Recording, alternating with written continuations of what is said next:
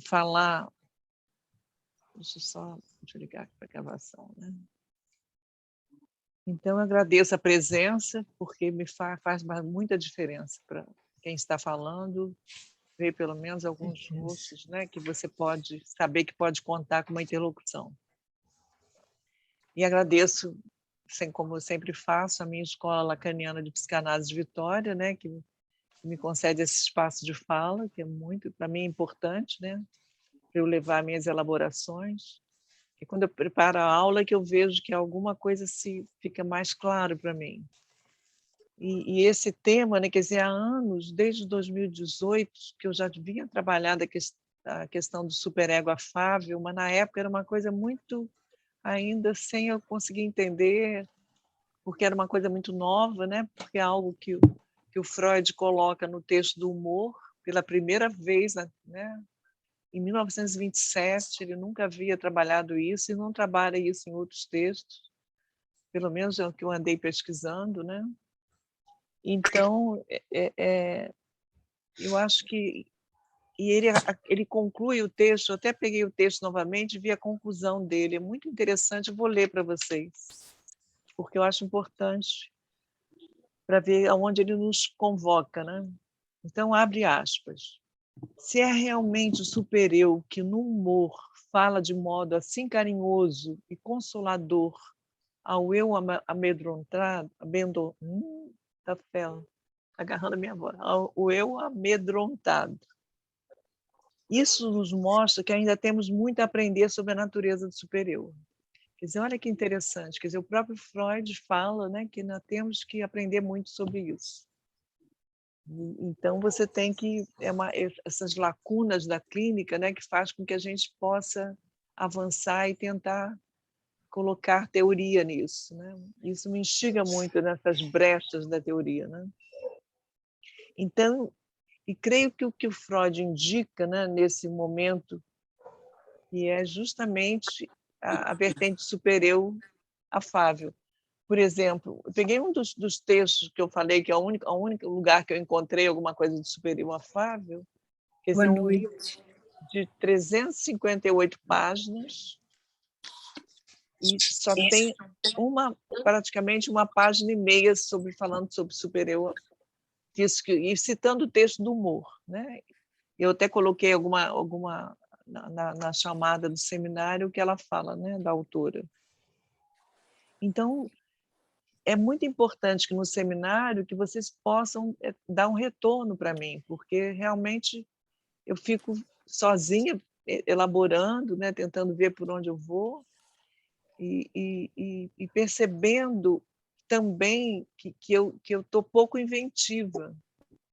Isso não sei se por conta da pandemia, alguma coisa assim, mas eu estou usando muito o texto dos autores, né, praticamente pegando os textos diferentes e fazendo, mas é um percurso que eu preciso agora para poder avançar, de me calcar um pouco, né, na teoria, para poder ver aonde eu posso avançar. Então, por isso que é muito importante que vocês possam falar alguma coisa da experiência de vocês, tudo isso, para que eu possa avançar. Porque o seminário é isso, né? A função seminário, né? De seminar, né? De esses germes que a gente possa poder avançar, né?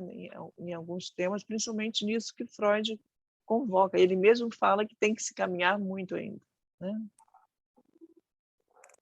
E eu já vinha trabalhando isso em 2018, né? Mas vem, né? De vez em quando, depois psicanálise e arte, eu toquei nesse ponto também no trabalho que eu fiz, mas eu quero... E agora, né? Eu vejo que, até pela minha própria clínica, ou vejo assim, como é que eu fui me diferenciando, às vezes até o retorno dos próprios pacientes antigos, que alguns voltaram, né, com a pandemia, pacientes de 20 anos atrás. Então, eles trazem um pouco desse retorno, né?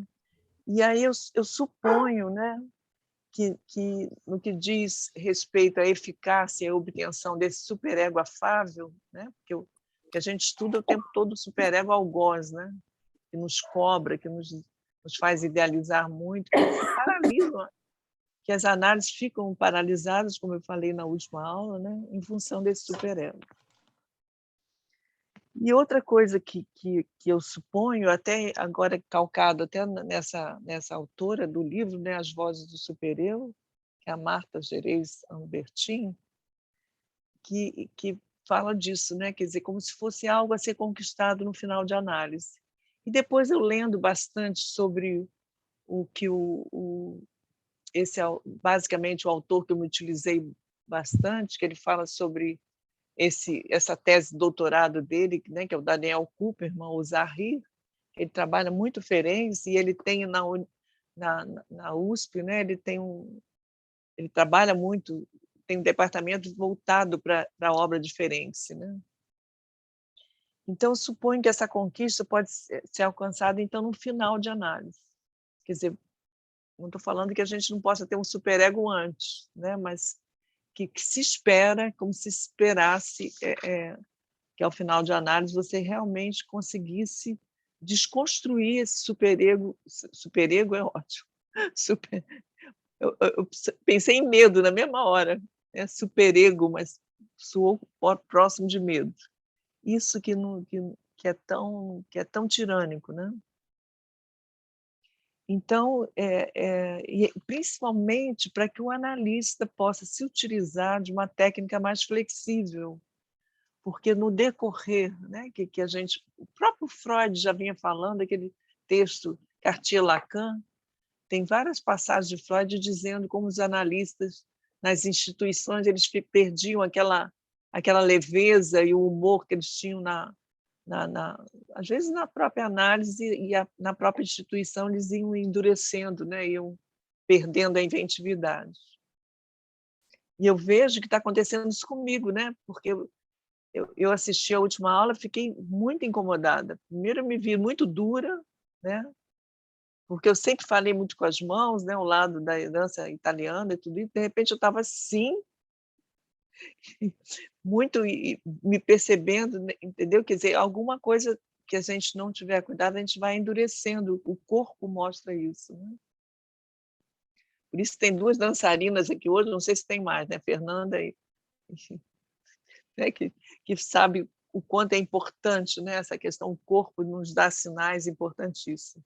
E o Lacan fala disso, né? Dos acontecimentos de corpo, que é o que mais interessa.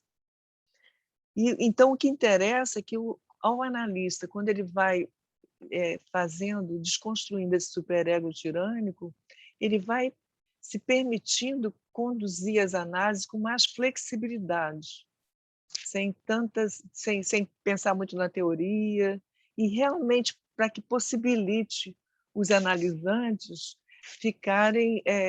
poderem realmente praticar né, o que seria associação livre. Porque a gente sabe que ninguém associa livremente. Às vezes fica com medo de falar alguma coisa que, que, que não agrade o analista, ou alguma coisa que ele não quer se mostrar, né? Quer dizer, isso acho que não tem nada a ver com análise, alguma coisa, já dei vários exemplos clínicos, né? Isso tem a ver com uma coisa mística, eu tenho vergonha de mostrar isso. Quer dizer, na realidade, uma das últimas aulas, um participante aqui ia falar do cartel, mas que estava aqui no seminário, ele falou assim, eu nunca falei um palavrão, vinha na minha cabeça, eu não falava. Quer dizer, que associação livre é essa? Né? Quer dizer, o que faz com que a gente tenha ainda um superego, né? uma coisa que impede, né? que não tem essa liberdade que é tão necessária para a condução das análises, né? Para que o sujeito possa realmente caminhar. Esse soltar a língua, né? Falar sem receio, né? De que possa ter uma confiança, né? Que estabeleça nessa relação transferencial uma relação de muita confiança com o analista. Né? Para que o analista passe a se utilizar a técnica de maneira mais flexível, é necessário que ele próprio tenha desconstruído, né? Estou lendo agora para não ficar associando muito, né? Não demorar tanto. Ele próprio ter desconstruído seu superego tirânico a fim de assumir a atitude de benevolência e amabilidade na condução das análises.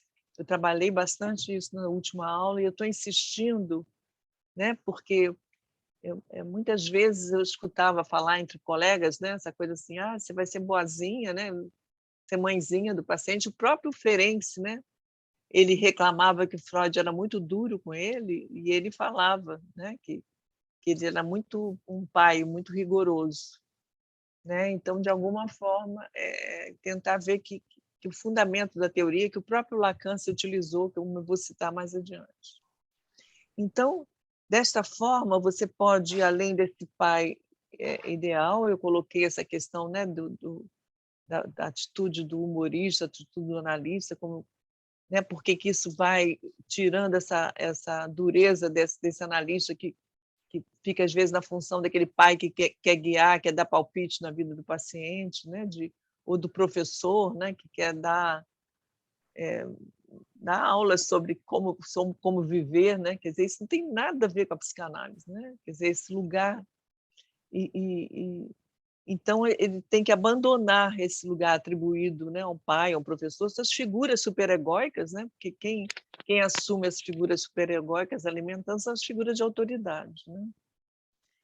Então, e esse lugar, se o analista fica nesse lugar, se ele cai muito para esse lugar, só aumenta a ferocidade do superego do paciente, do analisante. Quer dizer, ele vai ficando com mais... Como é que eu vou falar isso, né? Quando eu falei, ou às vezes, em vez de ter uma benevolência no acolhimento, tem uma coisa muito... não acredito que você fez isso. De novo você repetindo isso, quer dizer, fazendo uma coisa super egó, de cobrança mesmo, né? E aí isso faz com que as análises fiquem estagnadas. Então, eu vou continuar seguindo nessa quarta aula, né, esses fundamentos do Sandor Ferenczi, né, porque eu vi que eu estou falando muito com a fala dele, mas estou precisando disso agora, né, de me fundamentar com a teoria para ver aonde eu vou poder entrar, né, com a minha forma, mas eu vejo que a minha clínica já está povoada disso. Então, isso já é uma tentativa de pegar a teoria e me utilizar no cotidiano da clínica, né? Então, o Sandor Ferenczi, eu falei um pouco sobre, né, dele, acho que na segunda aula, ele foi um dos principais discípulos de Freud, e vamos ver que depois ele é resgatado, né, bastante pelos ele foi, né, presidente da Sociedade Internacional de Psicanálise, quer dizer, um homem que produziu muito. Eu tenho a obra dele completa, um homem que produziu muito e que realmente questionou, né, quer dizer, ele provocou muitas heresias em relação ao Freud, que é o que o Lacan nos propõe, né, que a gente possa avançar, não ficar papagaiando, né, o lacanês, né, e poder realmente entrar com o nosso traço, né? Então, hoje vou resgatar a associação explícita que Ferenczi faz da atitude benevolente do analista à função materna. Quer dizer, isso aí parece assim, como assim, né? O sujeito vai ficar na função paterna e a função paterna, né? Quer dizer, vamos ver o que quer dizer isso, né? Essa proposta abriu caminho para posteriores formulações, principalmente de Winnicott, né? Que falou daquela mãe suficientemente boa. E é muito interessante essa figura que o Winnicott promove, porque ela fala dessa mãe que como é que chama? Que transmite a falta, né? Não é uma mãe que está ali para transmitir. E eu já trabalhei numa aula anterior, né, dizendo que hoje em dia a posição do analista tem que se colocar nessa posição dessa mãe que transmite a falta, para que o sujeito possa entrar numa simbolização que está em pane nos dias atuais, né? Sei que já há algum tempo, né? Então, essa atitude de benevolência materna utiliza a linguagem da ternura e permite desenvolver ao psicanalista a capacidade elástica de acolhimento do analisante. Repito, para assumir essa atitude de benevolência materna, o psicanalista precisaria, de novo, despojar-se do seu narcisismo, né, do seu saber constituído, né? Porque se o analista está atendendo um paciente e ele está pensando na teoria, isso acontece muito, né? A gente às vezes fica na hora assim, nossa, não tem como, a gente é fisgada o tempo todo, é quase que tem um empuxo para isso, mas isso impede, porque isso faz o saber constituído, quer dizer, você não eu, pelo menos, é muito raro na minha clínica os pacientes falarem alguma coisa que acham que eu que sei, porque eu fico tão curiosa, entendeu? Porque eu tenho tanta crença realmente que o saber está do lado do analisante, que realmente eu só fico muito instigada de querer saber. Eu que quero saber ali, fico muito, né? Então, eu não constituo essa posição de sujeito suposto saber, porque eu acho que eu mostro muito, nossa, você, né, fez isso e, né, e enigmatizo o que o sujeito falou. Então, de alguma forma, ele começa a ver que eles têm isso, né, que o surpreende, que ele pode falar disso. Então, o psicanalista precisaria desposar-se do seu narcisismo, né, quer dizer, aquele que se acha muito, quer dizer, não se empresta como objeto para um outro, né? E esse saber constituído é o que desiste de mais, né? O Freud falava, né? Atenda cada caso como se fosse o primeiro, né? Quer dizer, ele está falando. Esquece a teoria aí, a teoria é para outro momento, para você justamente se sentir, porque é uma atividade muito solitária, né? A clínica, você fica objetificado, você se empresta, está se emprestando ali totalmente para um sujeito, né? Para ressoar o que o sujeito fala, né? Quer dizer, uma posição totalmente objetificada.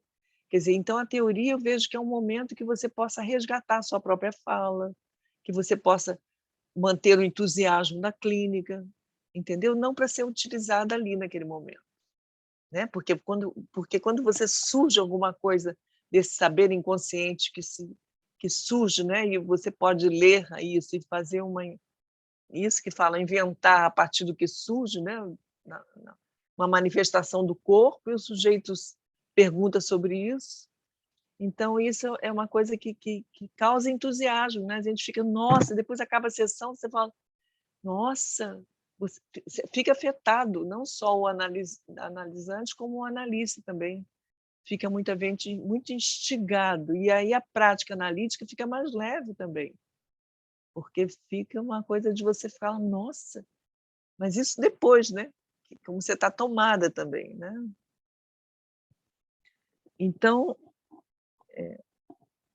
e outra coisa que eu aprendi com o Daniel Kuperman, né, que é tão dedicado à obra é que o Lacan tirou muita coisa do Sandor Ferenczi, principalmente no que diz respeito de final de análise, a questão do passe, depois eu vou colocar o que o Daniel Kuperman fala, e principalmente a questão da formação dos analistas, né? Quer dizer, só que o Lacan, querido do coração, ele não dá as fontes, né? Eu consegui descobrir lá, trouxe para você, na última vez alguém me perguntou onde está lá no Lacan que ele fala diferente, se consegui achar, está lá nos escritos, né?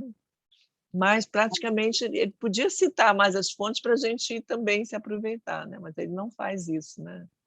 Ele fala muito pouco, né? Enquanto Freud é tão generoso, né? Citando as fontes. Não aconteceu aquele evento, aquela sacada. Eita, vendo, alguém abriu também tirou. Segundo Daniel Kuperman, no seu livro Por que Ferenczi, né, que é esse outro texto, né, que ele...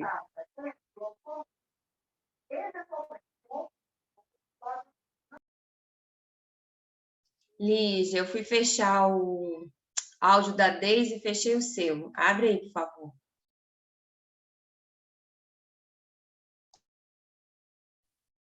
Pronto, voltou? Voltou. Voltou.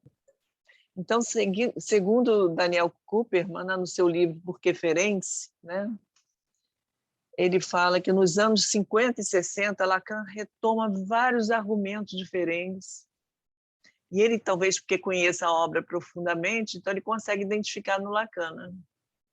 Em suas reflexões decisivas acerca do final das análises e do processo da formação psicanalítica.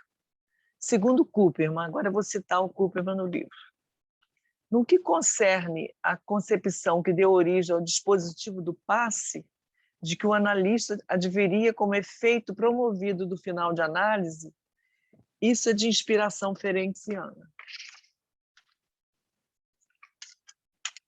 Sabemos que Lacan pouco cita das suas fontes. Pesquisei, que é onde eu achei isso, na variante do tratamento padrão, na página 349, quem quiser ir lá, né? Porque eu não vou pegar aqui o que ele está falando aqui, porque ele está falando de transferência negativa. Não vamos trabalhar sobre transferência negativa hoje, mas eu achei que o Lacan estava muito complexo, então talvez mais adiante eu possa esgarçar um pouco mais esse texto. Mas é na página 349 que ele cita o nome de Ferenc, finalmente. Né? Mas eu estou querendo me deter com a questão do superego aqui. Né? Então, não vou me deter nessa passagem do Lacan. O argumento que Ferenc se utiliza é o de que para conduzir o analisante a desembaraçar-se das manifestações do superego tirânico, quer dizer, ele está dando dicas de como fazer para que o analisando possa ir também se desconstruindo o superego. E ele diz que é fundamental que o analista tenha uma atitude benevolente. Isso é lógico, né? Se as figuras de cobrança são figuras superegóicas, se você tem uma atitude benevolente, né? Eu estava até vendo uma analisanda minha que voltou depois de muitos anos, e ela fala algumas coisas assim, nossa, eu saí, ela ia e voltava muitas vezes na análise, né? Quer dizer, diante de uma transferência negativa, ela ia embora, né? Como a maioria faz, né?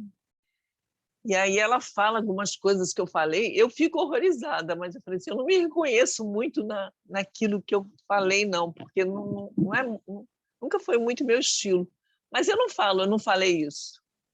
Eu falo, nossa, que importante que você está podendo falar isso para mim, né? Quer dizer, que importante que você está mostrando que você ficou tão desconfortável comigo, me fala mais disso, quer dizer, eu incentivo. Na hora, para mim, foi bem desconfortável, né? Porque ela falou, você falou isso, isso e isso. Eu falei, nossa, eu falei isso, isso e isso. E ela falou com tanta certeza que eu duvidei, né? Porque quando alguém fala com muito incisivo, você duvida, né? E aí eu falei, nossa, será que eu era isso aí mesmo? Fiquei, no primeiro momento eu fiquei, mas depois, atitude benevolente é isso, quer dizer, deixei ela falar, reclamou pra caramba, entendeu? E eu incentivando ela a reclamar. Então, é mais ou menos como eu já dei um exemplo aqui, que eu até, na época, eu falei no cartel, todo mundo falou assim, nossa, você... Isso não é posição de analista, eu te falei de um analisando que sempre ficava falando no telefone, né? E num determinado dia, ele ficou quase que mais de meia hora ao telefone e eu esperando, falando, né? Ele falando no celular, e eu falei, o que esse cara está querendo me mostrar? E fiquei meia hora ali ouvindo e foi muito rico o que eu ouvi na conversa. O que ele queria mostrar para mim ali? Quer dizer, então, uma atitude de benevolência, podia falar, gente, podia ficar assim, né? Ou fala, quer dizer, seria uma atitude mais, né, que deixaria a gente realmente muito desconfortável, né? Como se tivesse. Mas eu suportei isso e foi uma sessão que deu uma virada, né? Então, são coisas que acontecem quando você... né, como eu já dei exemplo de uma paciente muito intelectual, com vários pós-doc, essas coisas todas, quando falou uma coisa mística, com muita vergonha, e eu falei, nossa, isso é importantíssimo trabalhar isso na análise, porque isso tem a ver, então, eu já dei esses exemplos, quer dizer, mostrando são coisas que você precisa acolher, né, porque senão isso não comparece, né?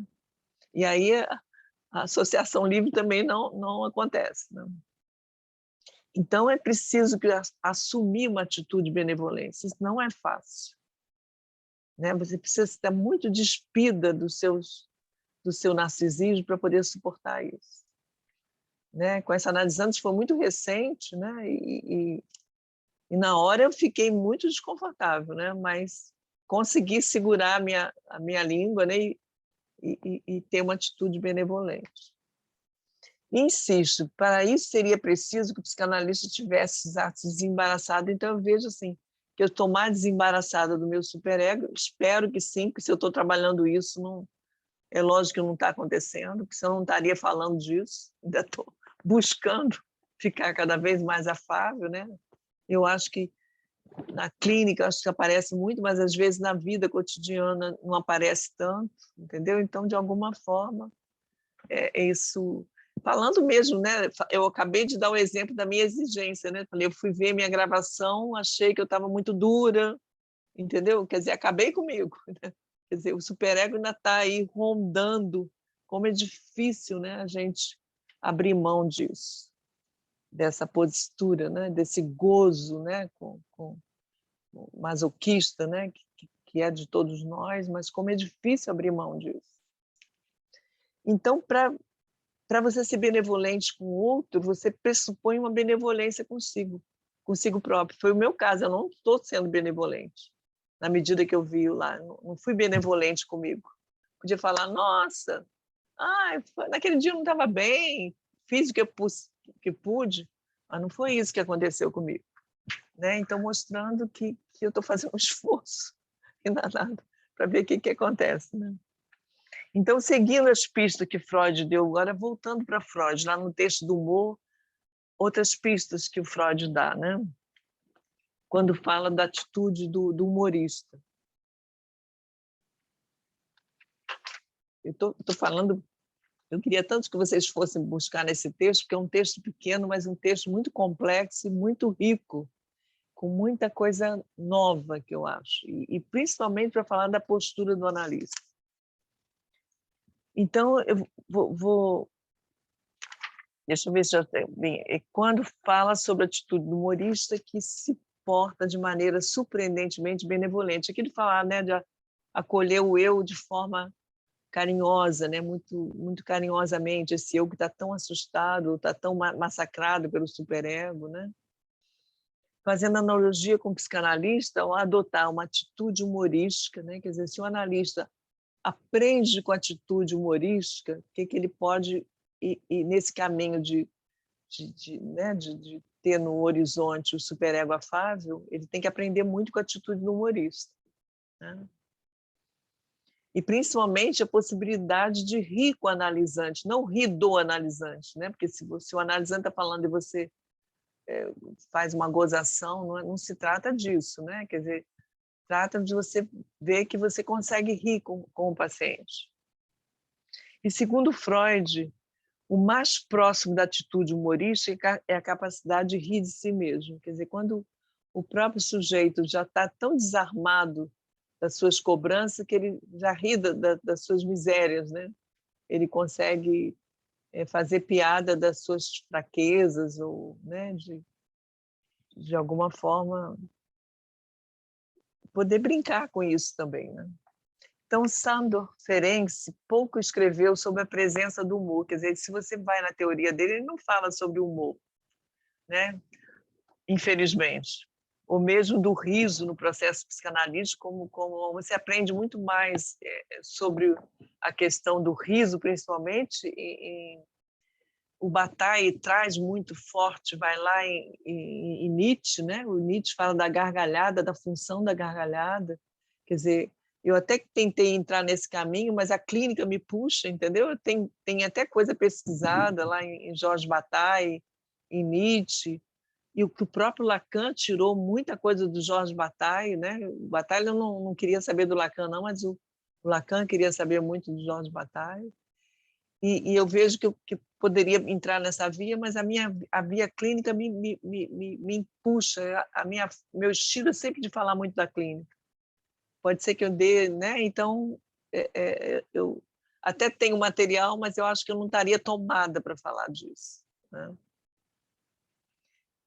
Então, mesmo o Ferenczi não dando, né, subsídio para a gente falar sobre a clínica do humor, mas, no entanto, suas sucessivas reformulações clínicas, como ele criticou muito, né, a postura dura dos analistas, dessa postura de saber constituído, tudo isso, dessa postura radical, né, da postura clássica da abstinência do analista, né, que não pode mostrar nada pessoal, não pode mostrar características próprias, somente a hípoca, né, caminhou muito por aí. né? Que você não... Eu me lembro que quando você começava a atender, falar alguma coisa assim, tinha uma dureza tão grande assim, não pode atender telefone, não pode isso, não pode aquilo, não pode aquilo, não pode, tem que ser escuro o consultório, tem que ser isso, você não pode botar roupa tal. Mesmo lacaniano, você escutava falando isso, eu ficava, meu Deus.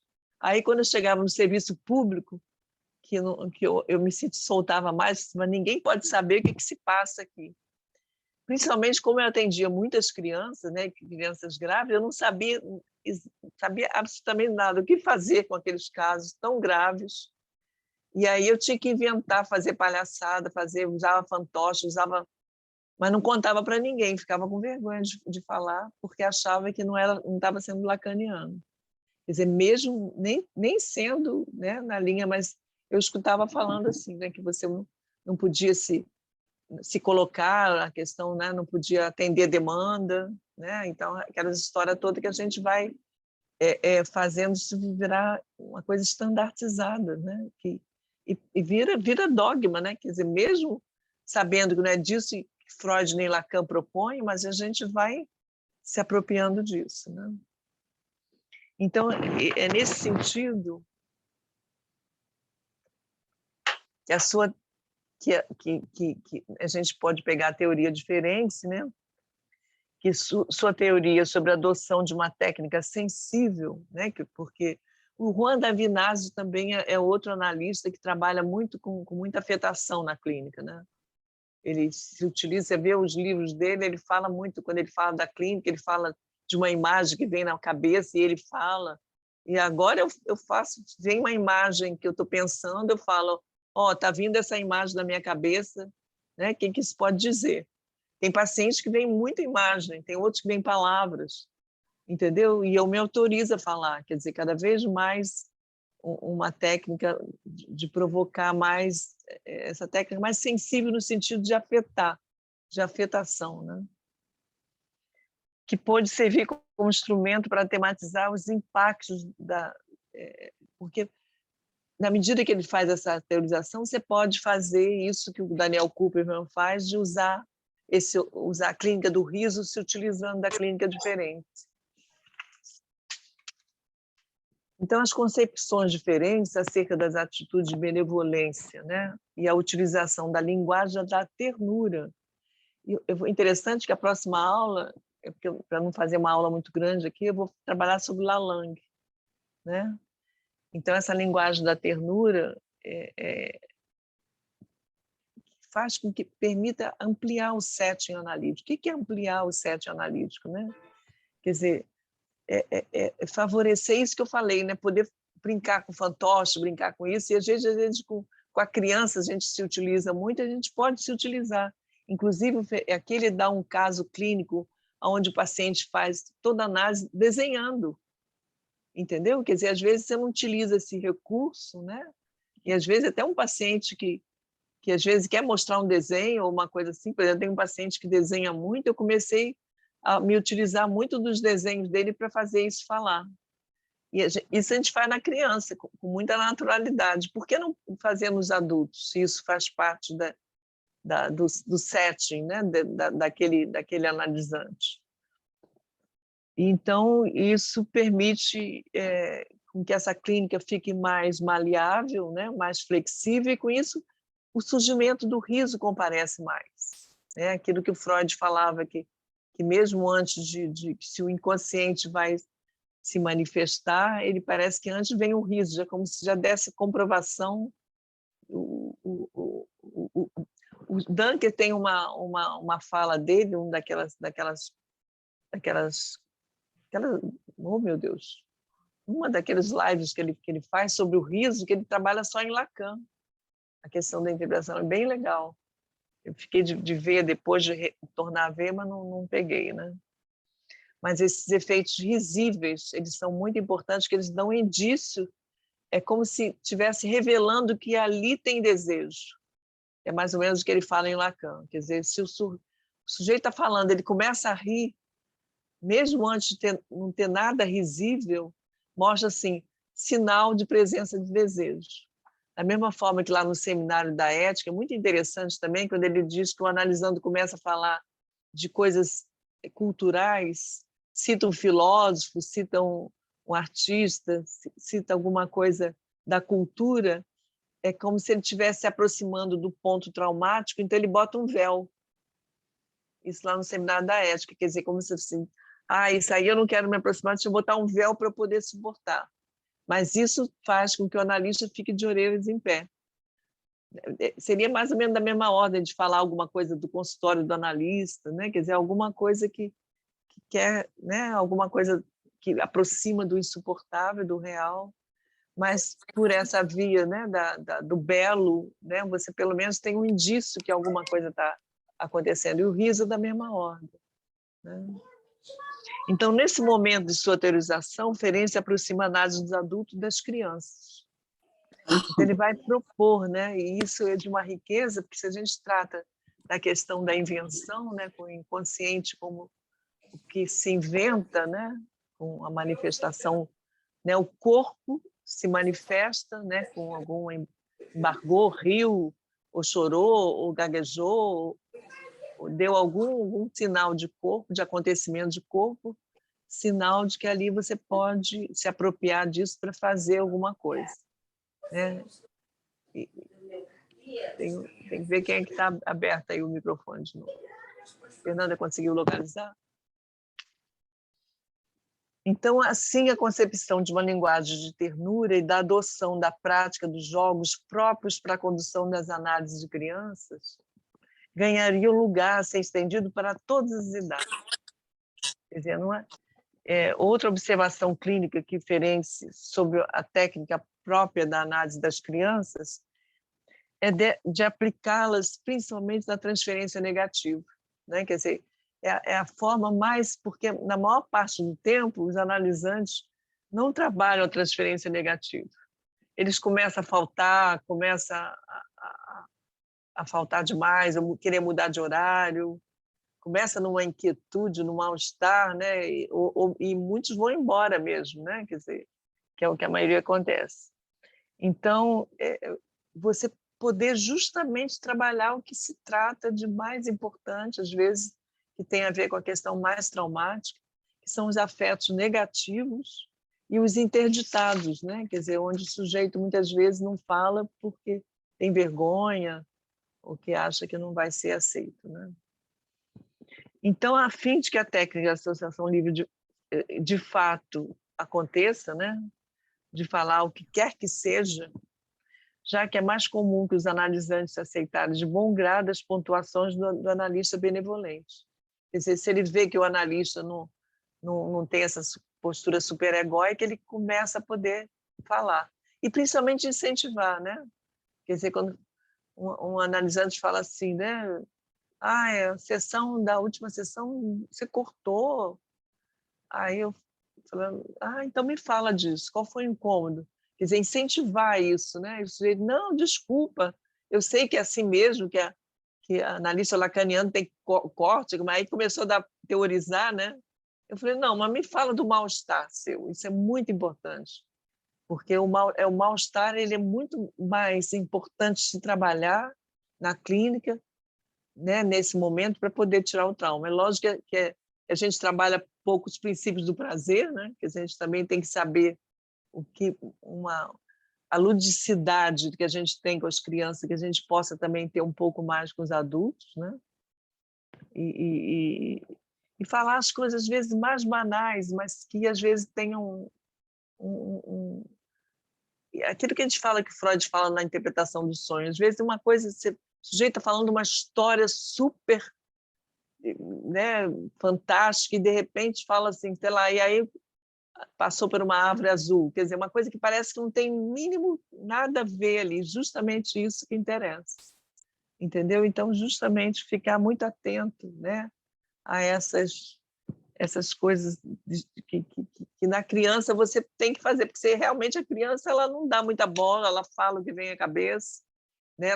O superego dela não compareceu ainda, então é muito rico, né? Nesse sentido. Então, e para isso, então, exige uma outra abordagem da clínica. Quer dizer, é isso que eu estou insistindo, a postura do analista, para que possa trabalhar principalmente eu peguei o texto de novo, recordar, repetir e elaborar, que eu trabalhei na última aula, quer dizer, o tempo da elaboração, porque o sujeito fica repetindo, né? Quer dizer, encenando, o analista não pode ficar só de espectador, porque se fica ali de novo isso, né? Quer dizer, vai ficar eternamente nessa compulsão à repetição. Então, como trabalhar isso? Né? Quer dizer, aí você vai lá no Freud, na parte de elaboração, e ele fala justamente da abreação, quer dizer, a gente pensa que está fora da análise, vai falar no momento que tem, ele não, o Freud fala, o paciente não pode estar sozinho numa hora dessa, tem que estar junto com o analista. Né? Quer dizer, praticamente ele está encenando e o analista, olha o que você está encenando, fazer com muita, repercutir isso com muito colorido, né? Para que o paciente possa se ver aí nessa cena e pode se afetar e para poder realmente avançar nessa questão do tempo de elaboração. E isso exige uma linguagem própria, uma linguagem mais apropriada, né? Como se fosse até um diretor de cena, né? Quem trabalha muito com teatro, né? O Joel Birman, né? Também o Quinet, né? Que faz essa associação do teatro com a psicanálise, é muito importante. E a criança também, quer dizer, os jogos infantis, a criança repete, né? Quer dizer, quando nas brincadeiras dela, ela repete, né? O que é trauma, ela sabe que está brincando, mas ela faz toda aquela no brincar, ela está elaborando, né? Então, vou citar de novo, que eu achei muito importante ter retomado esse texto, vou citar uma citação que eu fiz até na última aula, mas vou repeti-la aqui porque é muito importante. Então, citando Freud no texto, né? Recordar, repetir, elaborar. Tornar a compulsão inofensiva, quer dizer, fazer com que ela possa fazer alguma coisa com isso, que não seja tão ameaçadora, né? Que o sujeito fica, de novo, eu fazendo isso, ficar horrorizado, né? Ficar horrorizado com o que ele está repetindo, e até mesmo útil, quer dizer, a possibilidade de ser utilizada para ser trabalhada na análise, tornar a compulsão inofensiva até mesmo útil, a reconhecer o seu direito de se manifestar. Quer dizer, deixar que isso se manifeste de uma forma, incentivar para que o sujeito fale bastante sobre esses actions, né? Essa repetição. Lhe permitir vigorar num determinado âmbito, lhe facultar se desenvolver em quase completa liberdade. Quer dizer, o sujeito tem que ter completa liberdade de falar sobre essas atuações. Creio que essa elaboração freudiana de como trabalhar a compulsão da repetição pode nos ensinar no sentido de como aliviar os analisantes do jugo do superego tirânico. Quer dizer, na medida que ele também vai elaborando, né? Porque ele diz que a maior fonte de adesividade da libido tem a ver com a agressividade e com o ódio. São duas coisas que têm que ser trazidas para a análise, que vem muito pouco, porque a libido se agarra aí, né? Quer dizer, então é preciso que a agressividade compareça, né? E o ódio principalmente também, né? Que é uma coisa que se aparece o ódio a si mesmo, mas não aparece o ódio ao outro, né? E ele tem que repetir isso com o analista, né? Que em algum momento ele tem que mostrar muito odiento com o analista tem que suportar, não é fácil, né? Porque ele mostra, ele ataca o analista, fala, não está adiantando nada, né? Essa psicanálise acaba com o analista, né? Acaba e é importante você não pegar isso para você. Você sabe que isso é importante, o sujeito está falando isso, entendeu? E suportar isso, né? Que não é fácil. E até vou falar, então, uma análise suficientemente profunda deve desembaraçar-se de toda espécie de tirania do superego. Segundo Freud, o combate é dirigido contra a parte do superego que se tornou inconsciente, porque Freud disse que é muito difícil você trabalhar isso, porque o superego está inconsciente, é a parte inconsciente do superego. Quer dizer, nem o sujeito tem noção do que ele está fazendo, não tem noção de para onde ele está dirigindo a agressividade dele, entendeu? Uma coisa que às vezes é muito nos tempos muito precários da criança, né? São os tempos do trauma, né? Então, não tem outra forma que não seja pela mostração, né? Pelos acts. Não tem outra forma, não tem palavras ainda. Então, tem que mostrar e você interrogar essa cena que está, isso que está sendo encenado.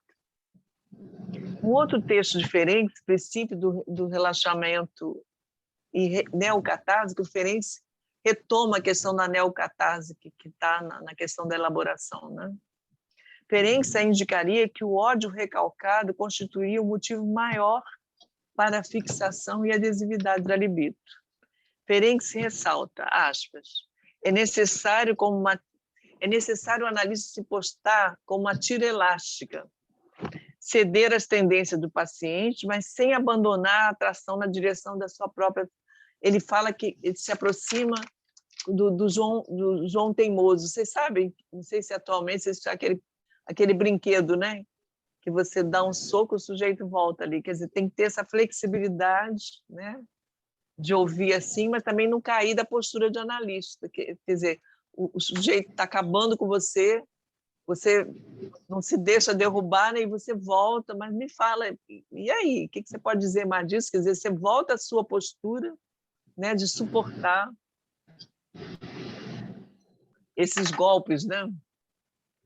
Em numerosas, de novo, Ferenc, em numerosas ocasiões tentei mostrar como o analista no tratamento deve prestar-se, às vezes durante muito tempo, no papel de João Teimoso.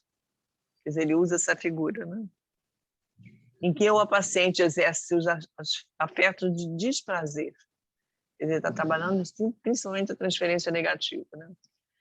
Continuando com o Ferenc, se encorajarmos o paciente a essas manifestações negativas, colheremos mais cedo ou mais tarde a recompensa da nossa benevolência, sobre a forma da transferência negativa de se dissolver. Quer dizer, é suportar, né, que isso vai ter benefício com isso. Então, a referência é a capacidade de acolhimento do negativo na análise. E aí que é importante, não é um acolhimento passivo, entendeu? Quer dizer, como um termo de relaxamento, que ele fala a técnica do relaxamento, poderia sugerir, né, de um acolhimento, o sujeito fica quase que gozando, o analista fica numa posição de masoquista, né? Então, não se trata, é mais um semblante disso, né? De suportar, mas não de ficar... como um mero espectador, porque ele não está ali como mero espectador, ele está ali, nossa, você fez isso, e aí? Como é que você pode falar dessa cena? Olha só como é que você fez. Você se mostrou isso, repete, quer dizer, pega a cena que ele encenou, devolve, né, pro analisando, para ele se ver nessa cena, entendeu? Quer dizer, é uma atitude ativa, não é um mero espectador da cena. A questão que se coloca para os analistas é como e também até que limite suportar, que também não é fácil, né? Uma transferência negativa, para que a transferência negativa pode ter essa expressão. Ferenc adverte que suas considerações acerca da elasticidade da técnica, que sugere tolerância e benevolência por parte do analista, não deveria servir de inspiração para nenhuma postura masoquista. Quer dizer, não é disso que se trata, né? Daí a importância de se utilizar da clínica do riso, né? Quer dizer, se você ou da prática analítica, onde você possa realmente estar tão desconstruído como é na análise da criança, que quem atende criança sabe que você não pode ter nada pronto. Eu, pelo menos, eu ficava vendo, né? Ficava vendo a cada manifestação, esperava a criança, que ela quer brincar, ela quer desenhar, podia até sugerir algumas coisas, mas a criança, quando está afim, não quero desenhar. Então, a criança mostra muito, ela não tem véus, ela não quer ficar agradando, né? Então, é mais ou menos o que a gente possa aprender com a clínica de crianças e fazer a mesma coisa com a clínica de adultos. Então, essa clínica, essa atitude que Ferenc sugere que o analista é a mesma, essa atitude é a mesma que Freud coloca na atitude do humorista. Por isso que ele tem que aprender, né? Quer dizer, agora eu fico muito prestando muita atenção agora nesses humoristas, ver qual é a atitude, né? Que ele se faz, né? Que ele tem, né? Que muitas vezes tem uma atitude, às vezes até meio masoquista, né? São aqueles que ficam acabando com eles, né? Tem um gozo de falar horrores dele, né? Que isso causa um alívio, né? Uma catarse de quem está assistindo, mas o que eu acho que tem outros que conseguem fazer isso de forma diferente, que é o próprio Chaplin, né? Mostra isso, né? Quer dizer, ele se desconstrói na cena, mas ele volta, né? Ele não fica numa posição masoquista, né? Quer dizer, de alguma forma ele brinca tanto com isso que se não transforma numa postura masoquista, né? Por isso que ver Chaplin merece ser visto novamente, que a gente aprende muito com isso também, né? O que seria, né? Se mostrar nessa atitude quase que de dejeto mesmo, né? Que a gente tem que aprender para ficar nessa posição de analista. Então, vamos ver o que Freud fala no texto do humor, né? Sobre a atitude do humorista. Aspas. A postura do humorista pode ser dirigida para a própria pessoa ou para outras. Quer dizer, ele pode fazer muita piada das coisas dele, como pode se dirigir para outras pessoas. É de supor que traga um ganho de prazer para quem a adota. Quer dizer, não só para o humorista que está brincando com as misérias dele, mas também quem está vendo também está podendo elaborar as misérias que ele está vendo no humorista. Então, tem um ganho semelhante, né? Depois, a questão do xista aparece muito isso. Mas compreendemos melhor como surge o ganho de prazer humorístico se nos voltarmos para o que ocorre no ouvinte diante daquele que produz o humor. Quer dizer, vamos ver assim, aquele espectador que está vendo o humorista. Ele vê no outro uma situação que leva a esperar que o outro vai gerar sinais de algum afeto. Quer dizer, ele começa a ver os afetos, vê alguma coisa que que zanga, né? Que briga, que se queixa, que se horroriza, que fala coisas bem assim que você espera que o afeto que seja correspondente ao que está acontecendo, e justamente o que provoca o riso é que o afeto é totalmente diferente. Quer dizer, diante do horror surge uma atitude totalmente oposta, né? Quer dizer, isso que provoca o humor, quer dizer, é justamente... Então, eu vou seguir Freud aqui, aspas. Vai se zangar, se queixar, expressar dor, se horrorizar, talvez até se desesperar. E o ouvinte, isso lá o humorista, que está fazendo esse monte de coisas bem trágicas, ou bem, né, esse dramalhão, né, como se fosse o bufão mesmo. Né? E o ouvinte espectador se acha pronto para acompanhá-lo nisso, quer dizer, de sofrer junto com ele, evocando em si os mesmos impulsos emocionais. Mas é justamente essa expectativa que você vai viver a mesma coisa é fraudada. O humorista frauda isso, ele faz exatamente o oposto. Né? Quando você pensa que ele vai ficar arrasado, ele faz exatamente o oposto. Quer dizer, mas essa disposição, Freud de novo, para emocionar-se é fraudada, e o humorista não exprime nenhum dos afetos esperados. Quer dizer, ele não exprime nada do que é esperado, ele é o inesperado e o afeto oposto, às vezes. Né? E ele faz uma piada, ou faz exatamente diante do que se esperava que ele vai chorar, ele faz uma piada. Né? E isso revira. Né? Então, do dispêndio afetivo, assim, poupado, nasce no ouvinte um prazer do humor. E aí Freud destaca o essencial, aspas, não há dúvida, a essência do humor consiste em que o indivíduo se poupa dos afetos que a situação ocasionaria. E isso vira uma piada.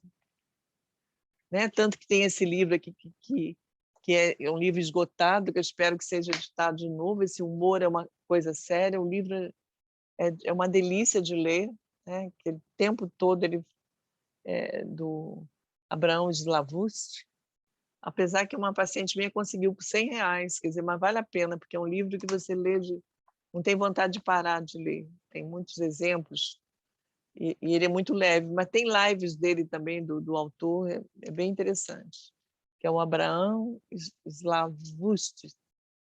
Ele escreveu também esse livro, ele que convida, né? Foi a partir desse livro que ele fez o livro dele, Seria Trágico se não fosse cômico. Tem vários autores que falam sobre o riso. Tem Maria Rita Kell, tem o Renato Mezan, tem bons freudianos, o Daniel Cooperman, né? Renato Mezan, que ele tem um texto belíssimo aqui, ele fala o precioso, a Ilha dos Tesouros, que ele fala como a preciosidade que é trabalhar com humor na clínica, e vários outros, o Chaim Samuel Katz também, bons freudianos, os judeus que são colecionadores de piada, né? Então, quer dizer, de alguma forma, quer dizer, a possibilidade de trabalhar os afetos negativos por essa via do prazer.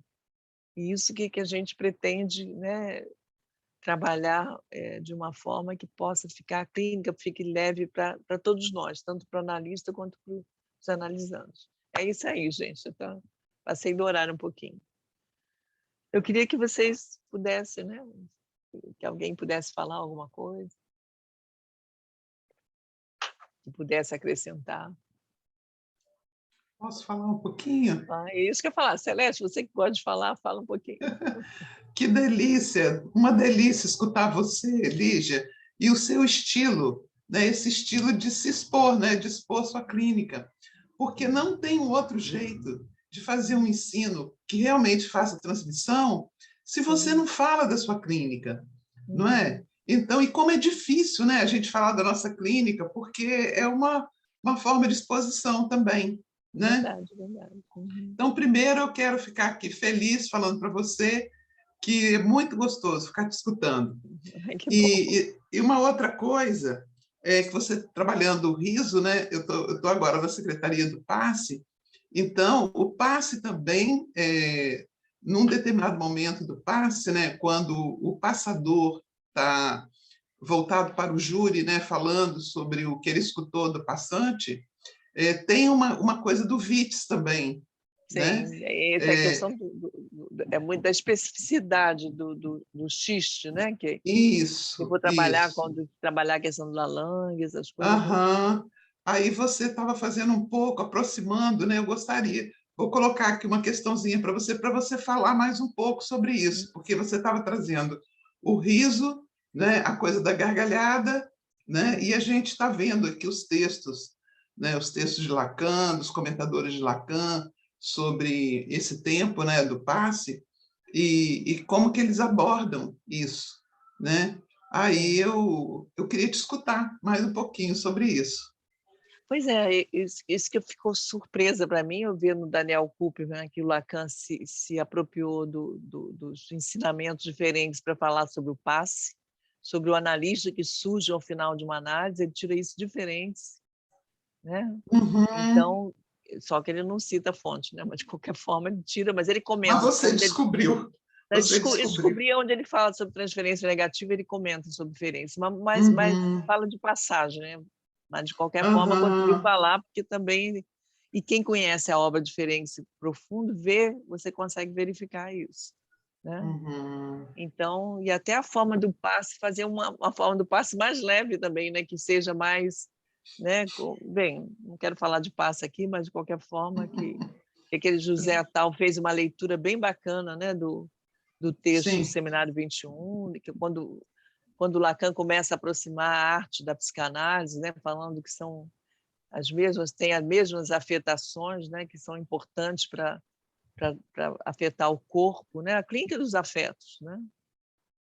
Eu me Uhum. perdi, Celeste, me perdi na pergunta. Não, não se perdeu, não. Eu estou acompanhando aqui a sua fala, né? Porque assim havia uma modalidade de passe na IPA também, né? O Lacan traz de lá essa ideia, né? Junto aos outros analistas e tal, e ele então vai desenvolvendo isso também. E hoje a gente está se havendo aí com com essa questão, né? A gente Desse tem que dispositivo ter... de escola. Isso, exatamente. Quem mais? Alguém mais? Aqui, Luciano, Eu tá aí? lembrei de uma coisa, Lígia, essa Sim, coisa que fala. você falou do véu, que alguns Sim. analisantes colocam, falando de filosofia, né? Então, eu me lembrei de uma pessoa que eu atendo, ele está em Portugal agora, está terminando engenharia da computação. Então, agora, mais do que nunca, ele vira e volta, assim, vira e mexe, vira um filósofo. Aí, ontem, ele falou de umas coisas tão... Saiu desse momento da filosofia, e exatamente que ele vinha, assim, acho que se recobrindo, como você falou, mais ou menos assim, né?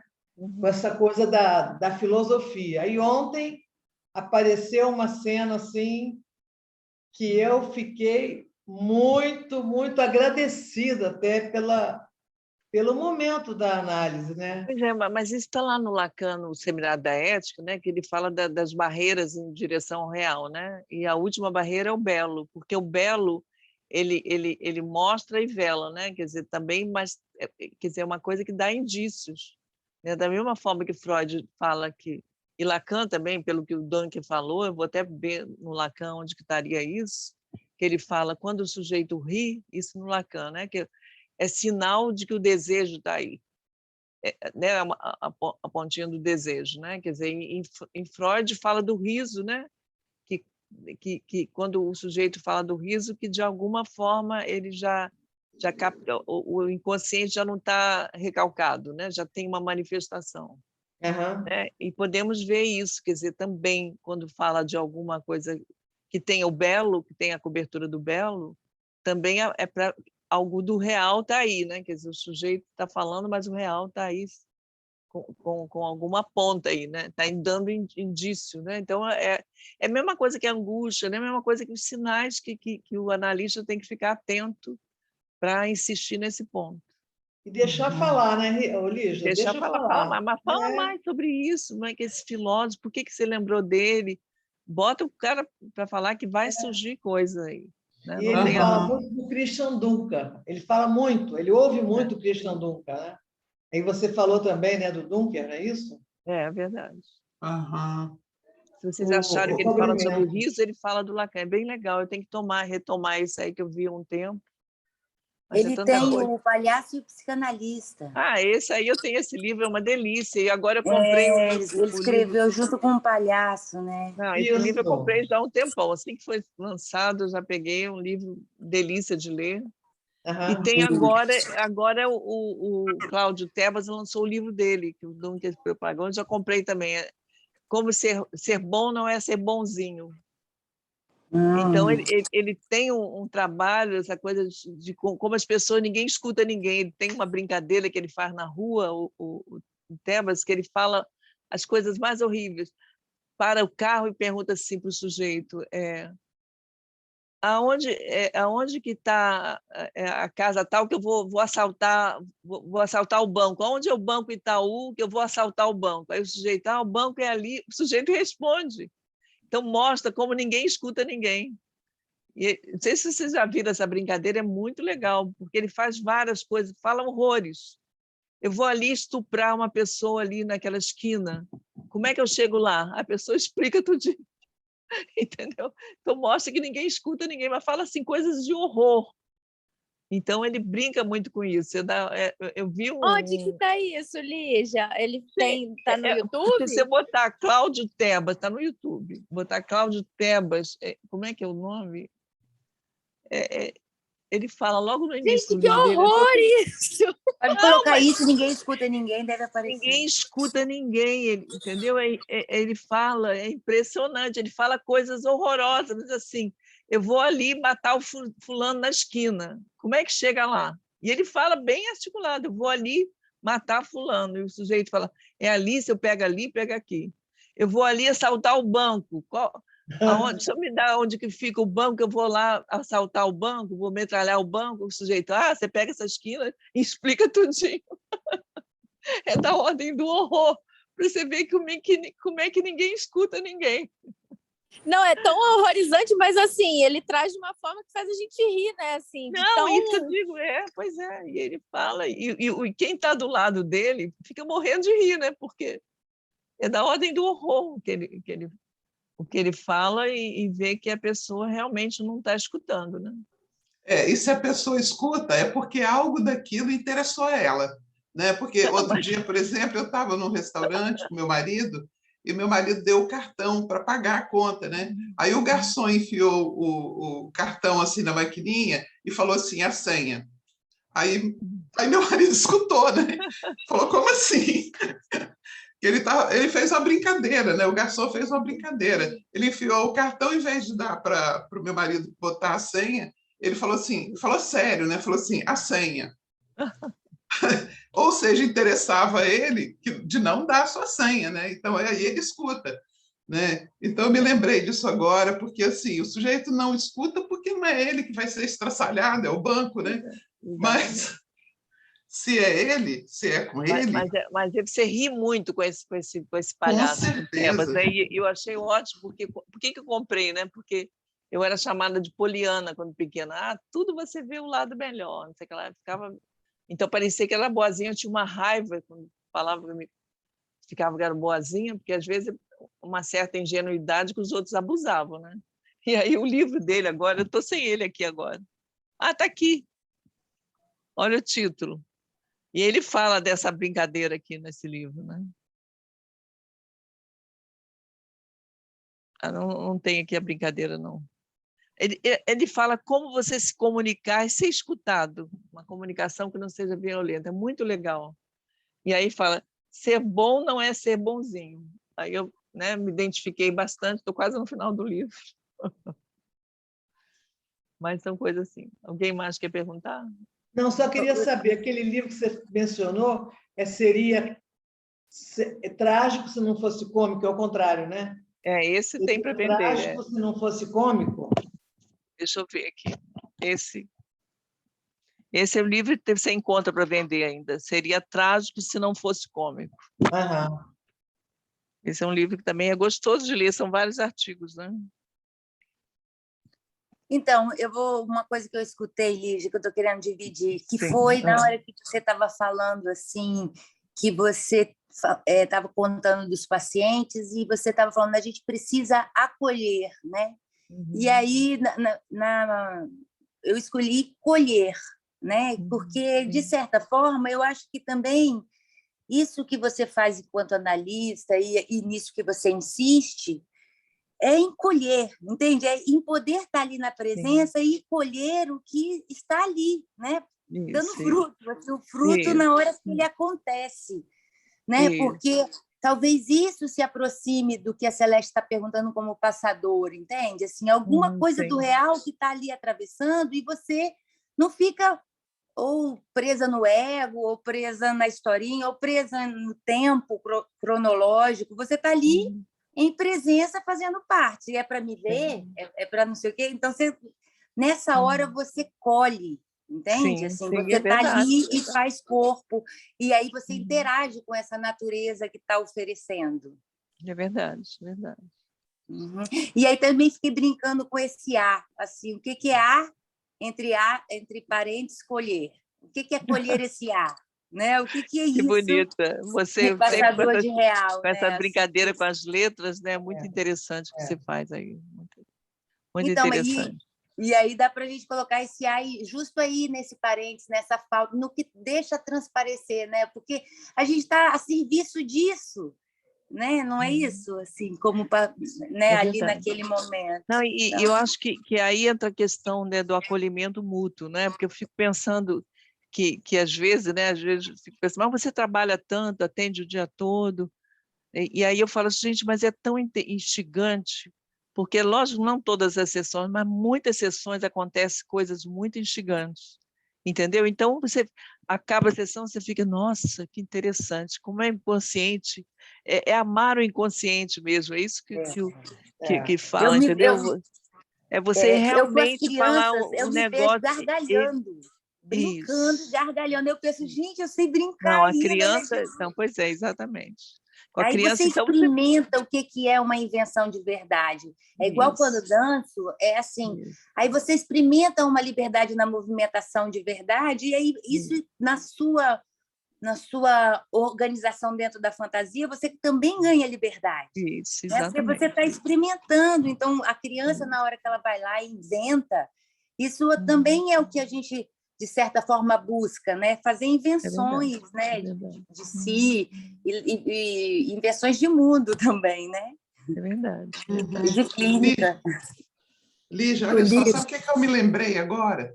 Sobre o texto do Freud, o Estranho Familiar. Ele começa o texto, porque você estava falando que o último véu é a coisa do belo, né? E o Freud começa o texto falando assim, por uma estética que não fosse a do belo, né? Que ele vai trabalhar o estranho familiar. Do né? sentimento Então, negativo. E essa coisa do estranho, do estranhamento, isso é também fundamental, entendeu? Que também é uma manifestação do corpo. Eu já trabalhei isso, né? Na época, o tema do nosso evento, né? Era muito em cima do não, do evento. cartel, do evento mesmo, eram raios, né? Então, a gente trabalhou bastante isso. Também é fundamental, né? São coisas que são sinais importantes para a gente colher ou acolher, né? Cadê, Luciana? Colher o ar. Lígia, Colher o ar. Lígia. Sim, fala, Liliane. Não, é Dilceia. A Dilceia, perdão, porque apareceu. Eu não queria falar. Fala, Dilceia, querida. Minha Então, poeta. Não, imagino. Eu achei interessante quando você disse que em qualquer momento a gente pode usar a clínica da criança, né? Porque a gente pode fazer coisas inusitadas para tentar olhar e, quem sabe, para que a pessoa realmente se espante com aquela situação e possa comparecer aí nesse momento o inconsciente. E afinal, assim, quem é que vai mesmo para uma análise, se não a criança, né? Isso, exatamente, a criança de todos nós, exatamente. E o ponto do trauma também, né? Porque a gente fala em termos de Lalande, né? Onde Lacan tira Lalande é do texto dos xistes, né? Porque, por exemplo, eu não trabalhei o xiste, né? Estou trabalhando mais a questão da atitude do humorista, mas quando Lacan fala que a escola dele, o modelo é o modelo do xiste, né? Quer dizer, essa coisa do contágio, de fazer, da afetação, né?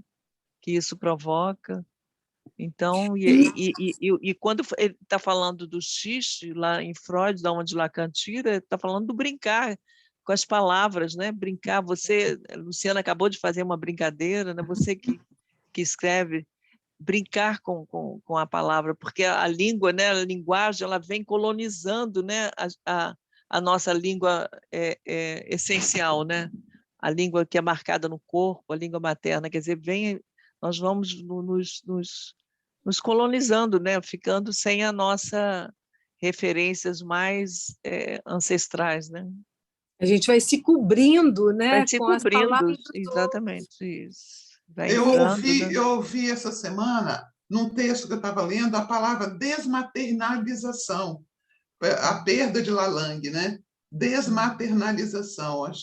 Até botei numa chamada aí da leitura que eu faço, isso, né? Porque o social vem recobrindo, a linguagem vem recobrindo, né?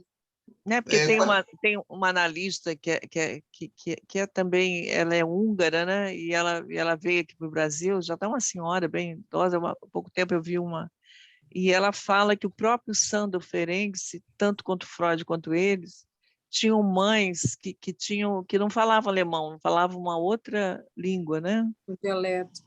Um outro dialeto. Então, o que acontece? Tanto Freud quanto Ferenczi também foram marcados muito por essa língua outra, que era uma língua, a língua mais, vamos supor, familiar, que era uma língua mais da história familiar, da história do seu próprio ambiente, né? Quer dizer, então isso, de alguma forma, isso sensibilizou de outra forma. Isso que eu vou trabalhar na próxima aula, né? Trabalhar um interessante, pouco Lígia, dessa questão. Eu lembrei, isso que você está dizendo, me parece, sabe aquela coisa do como que é? Bissexto, sei lá. Isso, de Palimpsesto, fazer né? isso, vários Que o conversões. Freud fala, ou o Lacan, não sei, que ele descrever e levantar aquela página, né, que fica marcado ali. Isso. E eu acho que isso que você está dizendo, meu Deus, é muito lindo, Lígia, muito lindo que você está Aquele falando. bloco mágico também, né? Parece Bloco bem isso, né? mágico. Mas realmente é disso que se trata, entendeu? Que se você faz uma análise que possa realmente atingir o ponto traumático, você precisa, né? E eu vejo os analisandos falando assim, né? Por exemplo, chorava muito e os pais não acolhiam, né? Não acolhiam aquele choro daquela criança em desespero, né? Então, essa criança, de alguma forma, vai arranjando outras formas de não fazer apelo, né, essa coisa. Então, se ela não... Às vezes, ela tem que voltar a esse ponto de chorar, de pedir, você não está me ouvindo, né? Você não me escuta, repetir todo aquele ponto traumático e você fala, por que você está se sentindo tanto adolorido? Me fala um pouco, o que isso te faz lembrar? E o sujeito lembra que batia na porta e a mãe não abria de jeito nenhum. Aí esse sujeito vai buscar uma outra... Bem, não interessa para não entrar em detalhes da clínica, né? Mas então é isso, entendeu? É você poder viver e trazer esses pontos, né? Que às vezes é uma criança pequena que não tem lembrança nenhuma, né? Disso. Obrigado, Lígia. Muito lindo. Mas... É só te Faz, Liliane. quando você falou do João Hugo, eu achei tão bacana. Só fala está entrecortada, Liliane. O que está acontecendo aí? E agora, melhorou? Agora, pelo menos, parece que sim. Eu gostei muito quando você trouxe a questão do João Bobo. Uhum. Logo depois você falou do Chaplin. Uhum. Tem essa fala interessada, que não é comum, né? Que, de alguma forma, revela o soco que leva. Estou falando do caso do analista. Sim. Uhum. Ele mostra que sentiu o golpe, mas, assim como Chaplin, tem uma dignidade nesse movimento, né? Quando você fala do João Bobo e traz logo depois o Chaplin, eu fiquei pensando nessa questão da dignidade do objeto, né? Porque quando Lacan fala que o analista é um rebotalho, né? Tem dignidade. Isso. Tem uma dignidade que precisa ser preservada, né, nessa função. Pois é, Queria te agradecer, gostei muito. Pois é, porque se o analista, por exemplo, né, fica assim, nossa, vou pegar esse caso que está falando horrores que eu fiz lá com ela, né, lá atrás. Ah, você falou isso, falou aquilo. Eu falei, meu Deus, que algoz que eu fui, né? Não me reconhecia, não me parecia ter sido nessa intensidade, mas é preciso que ela fale isso, entendeu? Então, o que eu digo, a dignidade é essa. Se eu ficasse assim, ah, meu Deus, que horror, eu ficasse gozando nesse masoquismo, né? É diferente de você falar. Que bom que ela pôde falar, porque ela vai, né? Você volta à dignidade, né? Que isso que você fala é muito bonito, né? Você volta, você tomba, você escuta, né? Aguenta a porrada nesse sentido, mas você volta com dignidade, né? Fale mais sobre isso, né? Mais ou menos isso. Chaplin é essa figura o tempo inteiro. Isso. A gente aprende, né? Acho que assistir os filmes dele, né? Porque são muito interessantes. Obrigada, Lígia, foi muito legal. Então tá bom. Mais alguém ou podemos E aí, encerrar? só uma coisinha, quando a Liliane Tá. fala esse ponto do João Bobo, o João Bobo ele volta, mas ele não bate de volta, né? Ele fica na dignidade Isso, dele. é muito bom isso. E é bem interessante isso, assim, porque é de você fala mais, mas não é de você tentar debater com o analisando, argumentar com ele, tentar convencer ele a alguma coisa, né? É você ficar nesse lugar. Muito legal isso, Camila. Quer dizer, você não ataca, né? Você não vai lá bater de volta. Isso. De bobo não tem nada, né? Então. Pois é. Mas é bem ilustrativo, né? Fala. Quem está falando? Alessandra, fala, Alessandra. qual que foi a literatura referência da aula de hoje? Eu fiquei de perguntar, ou no chat, eu não sei se você viria, do Ferenczi. Pois é, do Ferenczi, né? O Daniel Kuperman, né? Esse livro, Ousar Rir, né? Ele se utiliza muito, Ousar Rir, que é uma tese de doutorado, vale a pena, o livro é muito bom. E ele trabalha Ferenczi, né? E aí eu retomei Ferenczi também eu já tinha a obra completa, tem até a Bianca, minha analisanda, que já vinha trabalhando dando exemplo. Ela me deu livros de Winnicott que eu já não tinha mais, que eu tinha perdido, ela me deu de presente e deu também a obra completa de Ferenczi. Então, e ela está prometendo uma leitura, né, que eu acho que ela é muito boa nisso, a clínica dela é muito recheada também, então vale a pena a gente aprender com isso, né? Obrigada, Então, mais nesse Lígia. sentido.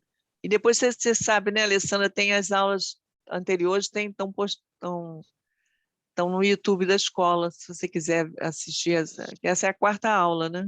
Ah, Não tá. sei se você acompanhou as aulas Eu anteriores. não acompanhei, eu Pois vou procurar no YouTube. E aí, né, Obrigada, ficou querida. nítido. Então, tá bom. E aí, podemos fechar? Então, um beijo para todos, gente. Agradeço demais. Obrigada pela audiência. Obrigada a Obrigada, você, Lígia. Lígia. Tchau, Obrigada. obrigada. Lígia, Tchau, foi beijo. muito bom. Beijo. Obrigada. Tchau, beijo. Beijos, Lígia.